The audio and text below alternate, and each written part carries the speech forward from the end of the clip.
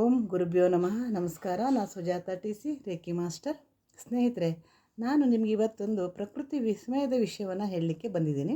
ಅದೇನೆಂದರೆ, ನಾನು ಪ್ರವಾಸ ಹೋಗಿದ್ದೆ ವೃಂದಾವನ ಮತ್ತು ಗೋಕುಲದಲ್ಲಿ.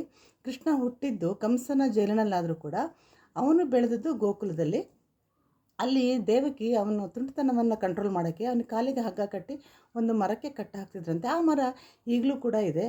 ಆ ಮರವನ್ನು ನಾವು ತಪ್ಪಿಕೊಂಡು ಕಿವಿ ಕೊಟ್ಬಿಟ್ಟು ಕಣ್ಮುಚ್ಕೊಂಡು ಆಲಿಸ್ತಾ ಇದ್ದರೆ ಆ ಮರದ ಒಳಗಡೆ ಕೊಳಲಿನ ಶಬ್ದ, ಗೆಜ್ಜೆಯ ಶಬ್ದ, ಮೃದಂಗದ ಶಬ್ದ, ಗಂಟೆಯ ಶಬ್ದ, ಹೀಗೆ ಹಲವಾರು ಶಬ್ದಗಳನ್ನು ನಾವು ಅದನ್ನು ಕೇಳ್ಬೋದು.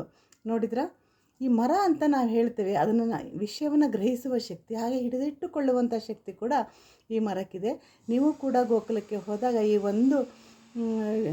ಒಂದು ಎಕ್ಸ್ಪೀರಿಯನ್ಸನ್ನು ನೀವು ಮಾಡಿ ಬನ್ನಿ. ಇವತ್ತಿನ ನನ್ನ ವಿಷಯ ನಿಮಗೆ ಇಷ್ಟ ಆಗಿದ್ದರೆ ಸಬ್ಸ್ಕ್ರೈಬ್ ಮಾಡಿ, ಶೇರ್ ಮಾಡಿ, ಲೈಕ್ ಮಾಡಿ. ಧನ್ಯವಾದಗಳು.